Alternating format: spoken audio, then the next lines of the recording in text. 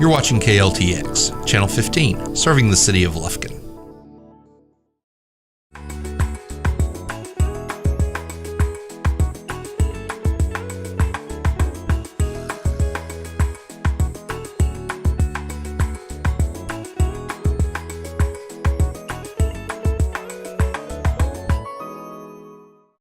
Hello everyone, this is Memorial Cooking Innovations. I'm Leanne Anderson, registered dietitian, nutritionist, and diabetes educator. And today my guest is Sarah Ross. Hi Sarah, how are you? Fine, thanks. Great. How are you? I'm good. Sarah is a dietetic intern from Stephen F. Austin State University, and she also is a trained chef. She has worked as a chef for 20 years before going into the internship. So she's going to give us some great cooking tips today. And Sarah, tell us what made you decide to go into dietetics? It was all about helping people and realizing that I can provide healthy food and help people with their diet.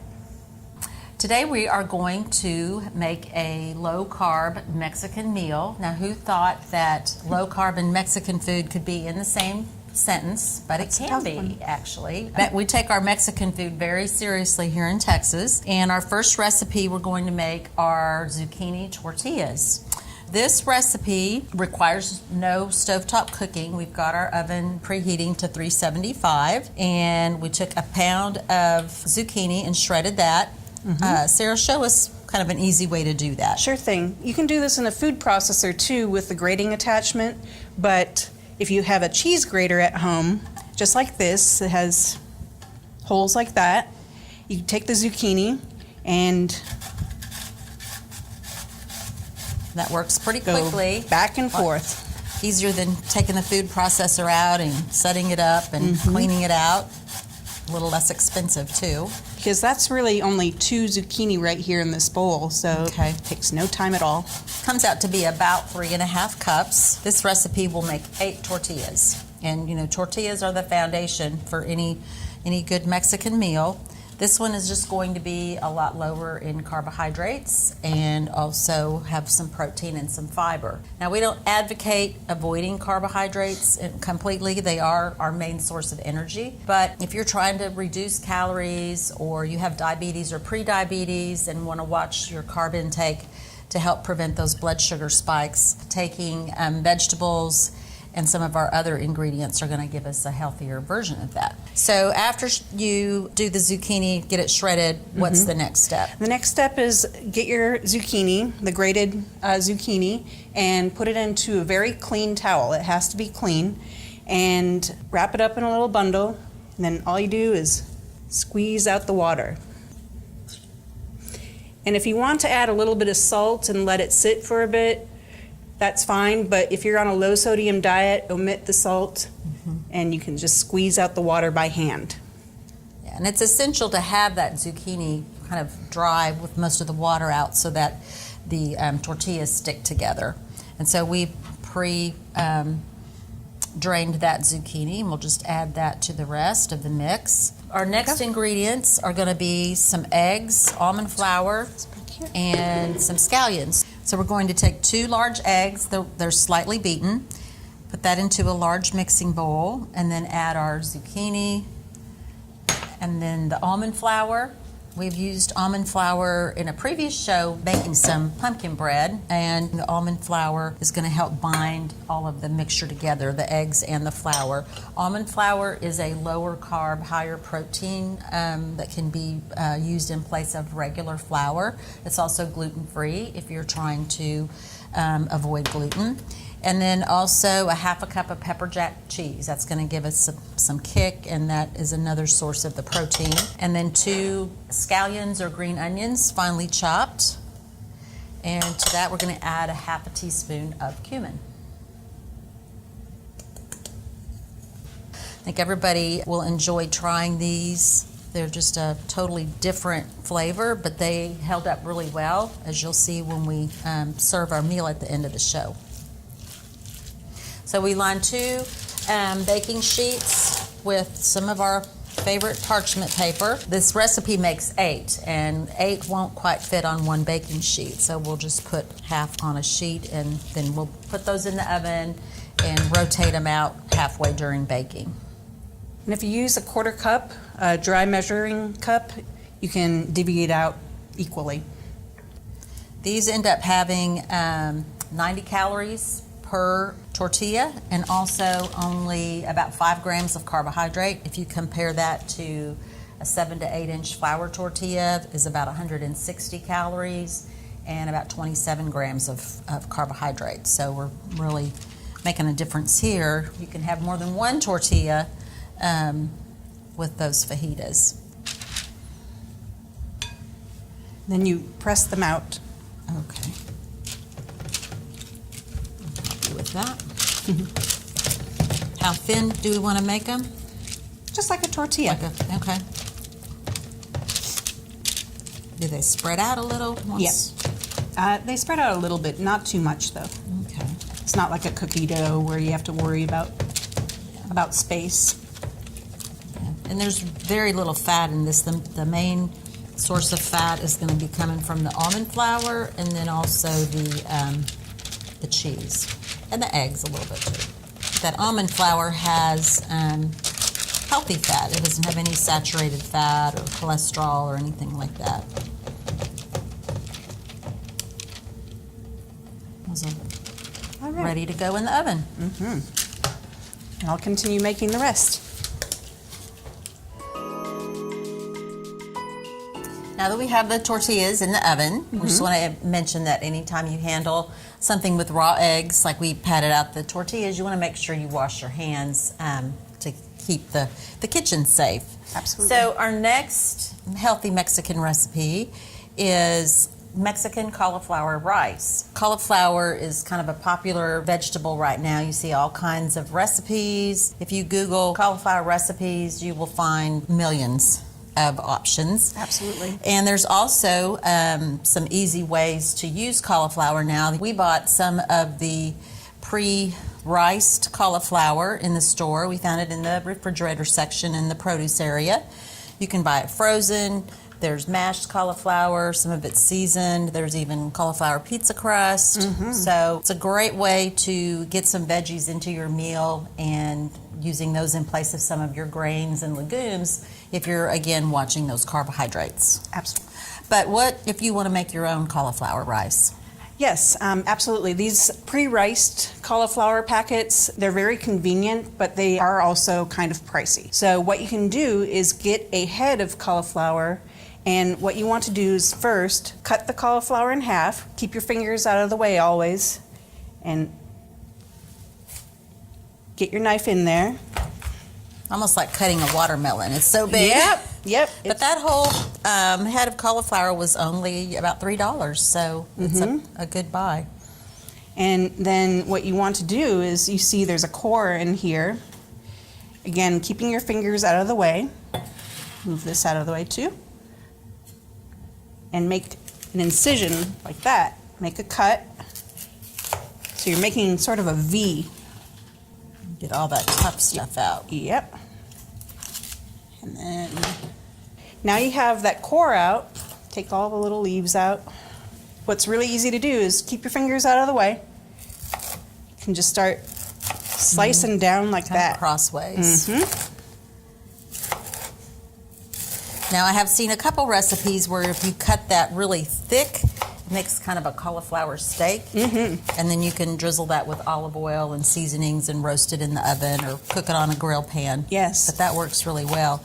Cauliflower is really a good nutrition powerhouse. It has a lot of vitamin C, choline, a lot of antioxidants, which have been shown to help reduce the risk of some chronic diseases like cancers, heart disease, and diabetes. It's full of fiber. Also, it is very low calories. 1 cup of cauliflower is only 25 calories. So again, Really?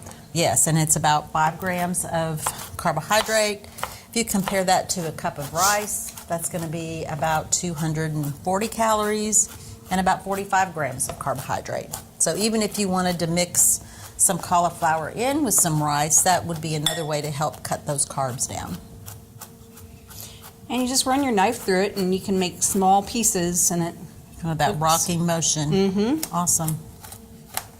We did wash the cauliflower before, so you wouldn't have to rinse this again. If you did, you would have to kind of drain it and kind of dry it out a little bit like we did with the zucchini.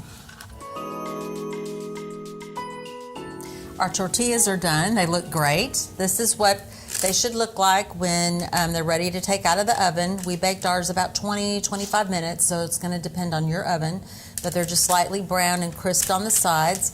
And we're going to just let those cool while we make the rest of the meal. This is a recipe, and we tried this, is we made them a day ahead, put them in the fridge overnight, and the next morning they're still holding their shape, and just warm those up and put your filling in, like a breakfast taco or something with it. Yeah. So as we move into making our rice, we're going to finish chopping up those vegetables. We've got a plum tomato and a jalapeno pepper. So, Sarah, tell us, what are some good techniques and general rules around handling knives and using those in your kitchen? Well, the first rule is always keep your fingers out of the way. And always use a sharp knife before. Always keep your knives sharp, because a dull knife is more dangerous than a sharp knife. Sharp one, true. Yeah. And some of the essentials within a kitchen are, first, a serrated knife, which you can use to cut tomatoes very easily. And you can get longer serrated knives for bread slicing. You can even get a slicing knife. You can also, essential to a kitchen is a chef's knife, which is about, it looks like this usually. There are different sizes, so whatever you feel comfortable with. Okay. And also a paring knife, which is good for peeling and small knife work, and I'll show you how I use that later on with the jalapeno. So, Awesome. serrated knife, though, is great for tomatoes because of their soft flesh. Kind of grabs into that skin a little bit better. So with this dish, using the cauliflower, we're going to add some tomatoes, which of course is going to add some more of those antioxidants that we talked about. Some chopped onion and jalapeno pepper. That is going to give us a little more vegetable, a little bit of liquid, and some great flavor added on to that. In the meantime, we're going to heat some oil over the stove, 1 to 2 teaspoons of olive oil. Another thing with knife work, always make the piece of vegetable or meat or whatever you're working with, make it manageable. So smaller pieces at a time rather than the whole thing. So we talk about vegetables a lot on the show. As a reminder, we all should be getting about 5 cups of fruits and vegetables a day. This menu today, we're going to probably get a good 2 servings, maybe more, along with some protein and fiber. Would you like the onions? Yes, so we're going to saute the onions. Okay. And tomatoes. I'm going to leave the garlic or put it in now? I would leave it out for now because garlic has a tendency to burn really quickly. And then you do those.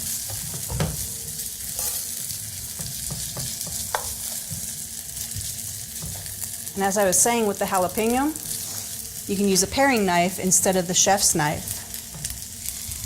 Also, if you're very sensitive to the jalapenos, you might even use a glove when you are cutting those, because sometimes they can be more hot than other times. Don't touch your eyes. Right, especially if you have contacts. Yes. Speaking from experience.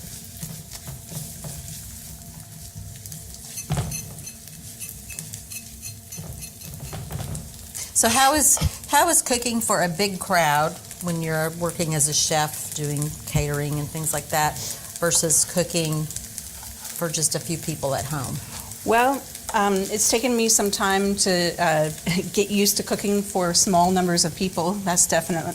But cooking for a crowd, it's all about logistics and timing, making sure you know when things are going to be complete, and also staging things. So when you can put something in the oven, and as we did with the tortillas and then start working on other things while something is baking. Have you ever done a chef competition? I have not, no, not personally, no. But I know people who have. One person was on Chopped that I knew. Oh, really? Mm-hmm. Scoop that in that spatula and I can... Into the spatula you go. Okay. Pinch for good measure. These vegetables are starting to get soft. Mm-hmm. The recipe recommended 2 to 3 minutes to saute. Now, if your pan gets a little dry, you can always add a little bit of water or broth instead of adding more oil to cut the calories. Like the garlic? And then how many cloves of garlic is that? This is 2 cloves 2. of garlic.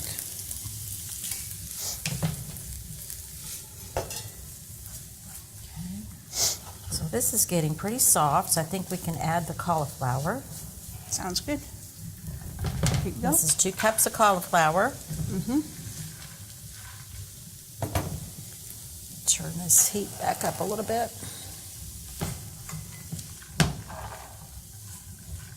This isn't measured, by the way.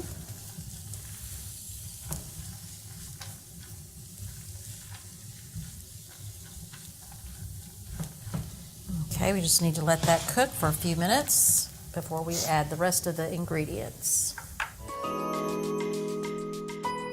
Looks like the cauliflower's coming along here. It's getting softer, so we're ready to add the rest of our ingredients. So what do we add first? Okay, salt, which will help bring out some of the liquid from the cauliflower. Okay, about a half a teaspoon, is that what that was? Mm-hmm, half a teaspoon. And then this is cayenne pepper and smoked paprika. So it'll give it a nice spiciness. And you can omit the cayenne if you don't like spicy food, of course. Same with the jalapeno peppers. You can, instead of jalapenos, you can add green peppers. And black pepper to taste. This isn't measured, so however much Just a little pinch. Yep, a little pinch there. And then cumin again, because it's Mexican food, so cumin Awesome. pretty much goes in all Mexican food. Yeah, I think we use it in all 3 recipes today. And then tomato paste. That's 1 tablespoon of tomato paste to give it a nice rich flavor and a little more body. And because that's so thick, a little bit of water can be added Yeah, to help it. to thin it out. Also, the water will help it steam a little bit to make the cauliflower softer. That looks really good. All right, so this needs to cook another 10 minutes or so? Yes. Get it soft, just like a rice. Plus, this cooks faster than rice. Yes, definitely cooks faster than rice. All right. So while that's cooking, what do we have left? We have the pork chops, which is going to be our meat for the tacos that we made earlier, the tortillas.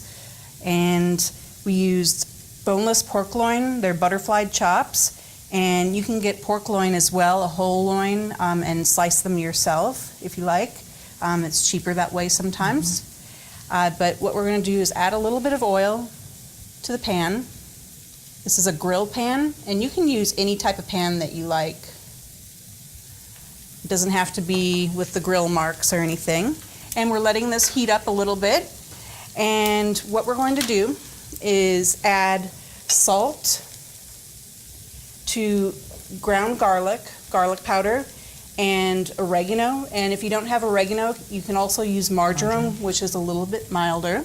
Okay.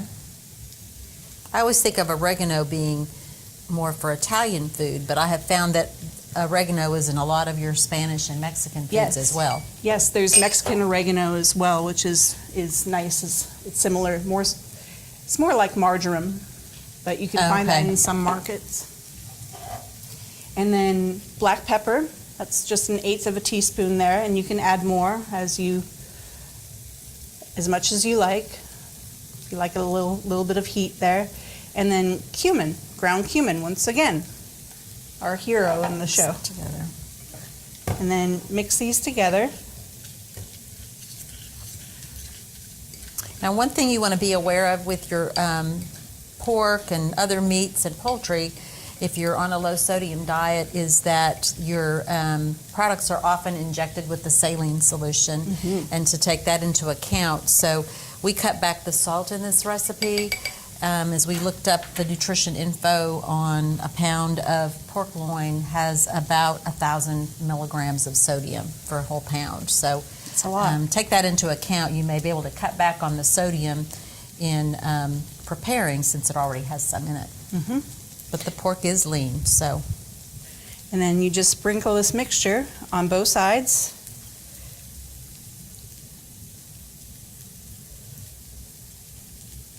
Kind of like a rub for the meat then. And you can do this in advance.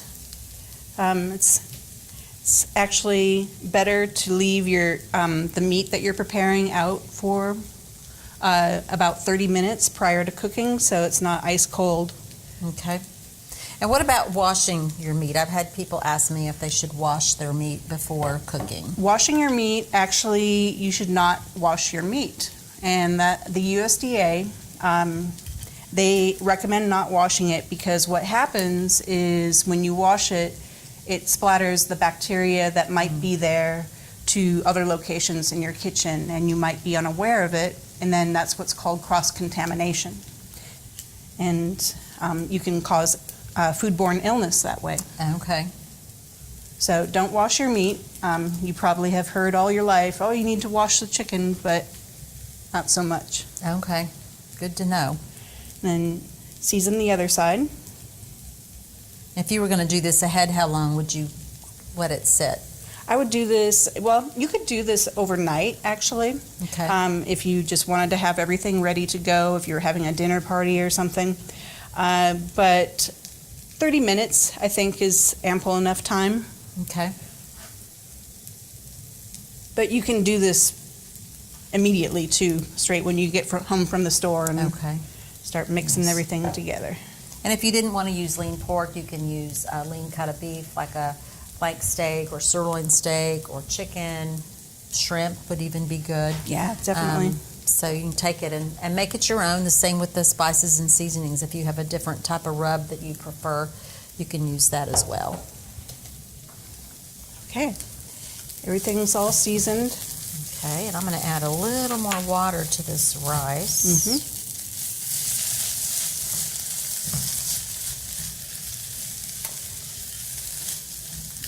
Now, in cooking the pork,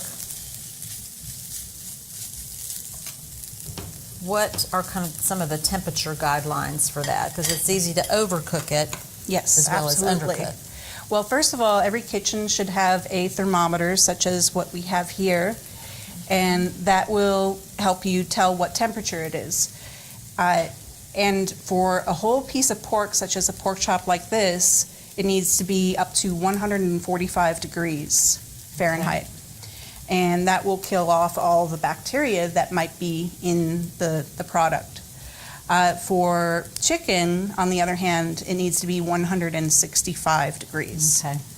And for ground, if you had ground pork, it needs to be up to 160 degrees. And all of these guidelines can be found on the internet, of course, but that's very important. 145 for this piece of meat. Yeah, that's the upper end of the danger zone, right? The Yes. lower end is... Well, the danger zone is 40 degrees to 140. To 140, Yes. okay. So these are just cooking along here. They're sizzling a little bit there. How are those pork chops coming? They look pretty much done, but an important thing that you need to do before you dig in is check the Check that temperature. temp. Okay, Yes. right in the side like that. Yeah, right in the side. Hold it with a tong, and that way you get more surface area of the thermometer. And going up, up, up, and once again, we want it to be at 145 degrees. And it looks like we're there. Yeah. Awesome. Okay. Perfect. We'll So- turn off the heat. And you can let those rest in the pan for a few minutes. Okay, while we get the rest of the meal together. This rice is finished cooking. We're just going to add some fresh cilantro. It's totally optional if you don't like cilantro. I just think it gives it a great, brighter flavor. Smells yummy. Or you could use parsley instead. Okay. Okay, so I think we're ready to plate this food. Well, here we have our low-carb Mexican meal. Looks really good. So colorful. Yes, it is, and chock full of vegetables. As a review, we made zucchini tortillas, which are a much lower carb and calorie choice than regular tortillas. Some cauliflower rice, which gives us a good healthy dose of vegetables, along with our pork fajitas. We added a little pico de gallo and some guacamole there. So overall, this whole meal gives you about 15 grams of carbohydrate. So plenty of room for maybe some dessert after you eat your meal, or save it up for next time. Anyway, thank you for joining us today. My pleasure. And sharing your kitchen expertise with us. Thank you. And thank you to our viewers for joining us as we change the world one bite at a time.